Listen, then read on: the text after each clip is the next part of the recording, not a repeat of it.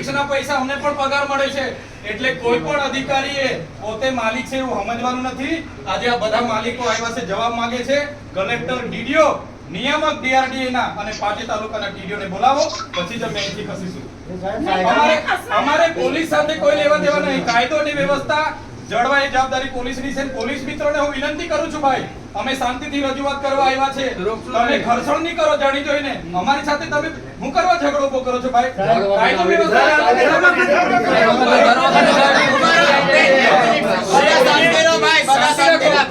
Police department અમારા વિસ્તારમાં શિક્ષકો મૂકી આપવાના છો તમે। અમારા વિસ્તારમાં જે આધાર કાર્ડના કેન્દ્રો નથી ચાલતા, રેશન કાર્ડના સર્વર નથી ચાલતું, આયુષ્માન કાર્ડ નથી ચાલતા, તમે અમને બનાવી આપવાના હોય તો બોલો। કેમ તમે વચ્ચે આવો છો ભાઈ? રસ્તાના ખાડા પૂરી આપવાના છો તમે કેમ ભાઈ?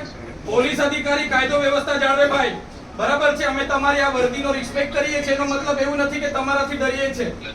તમે હોય કે અમારા જેવા ચૂંટાયેલા પ્રતિનિધિ હોય, પ્રજાના આપણે નોકર છે, એ બધાએ ભૂલવું નહીં જોઈએ। સાહેબગીરી બંધ કરી દેજો, બરાબર? નોકરી કરવું હોય તો હરકા કરો બધા। અમે પણ પ્રજાના નોકર છે, અમને પણ પ્રજાના ટેક્સથી પૈસા મળે છે ને આ કલેક્ટર કચેરી કોઈના બાપની જાગીર નથી ભાઈ, આ પ્રજાની સેવા માટેની ઓફિસ છે। કેમ આવા દેવામાં નથી આવતા અમને? આટલો મોટો ભ્રષ્ટાચાર થયો છે, કઈ નિરાકરણ આવ્યું છે? અહીંયા ધરણા પર બેઠા હતા બોર્ડની નીચે, શું થયું? તે વખતે માથું નીચે ગાડી મૂકી દો। કોણ સર્વે કરવા આવ્યું છે? કોઈ આવ્યું છે સર્વે કરવા? એટલે પોલીસ અધિકારીઓને મારી નમ્ર વિનંતી છે, અમે વેલ ગ્રેજ્યુએટ લોકો છે, અધિકારો માટે અમે લડીશું, બરાબર? અમે આ સીન સપાટાને લાકડી લાઠીચાર્જ ભાતીચાર્જથી ડરવા વાળા લોકો નથી। અમારો અવાજ તમે એ કરવા માંગતા હોય તો પણ અમે તૈયાર છે, ચાલો લડીએ।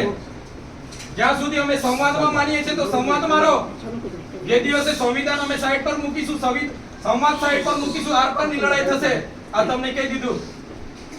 કોઈના મગજમાં બીજો ધુમાડો હોય ને, તમારો બધાનો પગાર સરકાર પ્રજાના ટેક્સ થી આપે છે, કોઈના કમલમમાંથી પગાર નથી આવતો। કેમ ભાઈ સભ્ય નોંધણી અધિકારીઓ કરે છે? કોણે કીધું? કોઈ કયો પરિપત્ર છે? બતાવો અમને।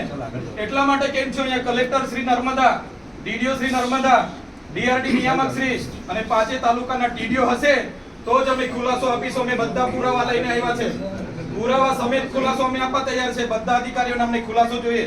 અહીં સુધી અમે જઈશું નહીં, 2 દિવસ રોકાવું પડશે તો રોકીશું। હજુ પણ અમારે 5-10 હજાર લોકોને બોલાવવા છે, ત્યાં બોલાવીશું। જો અમારું નિરાકરણ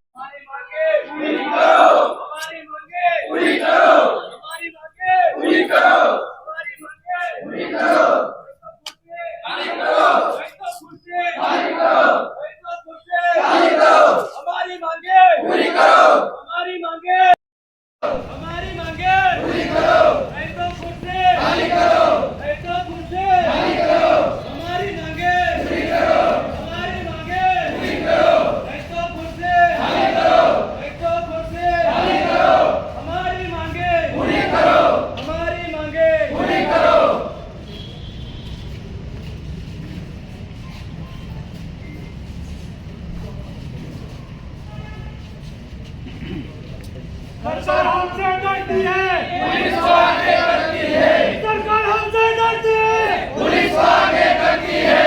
भाजपा तेरी तानाशाही नहीं चलेगी, नहीं चलेगी। भाजपा तेरी तानाशाही नहीं चलेगी, नहीं चलेगी। सरकार हमसे डरती है, पुलिस को आगे करती है। सरकार हमसे डरती है, पुलिस को आगे करती है।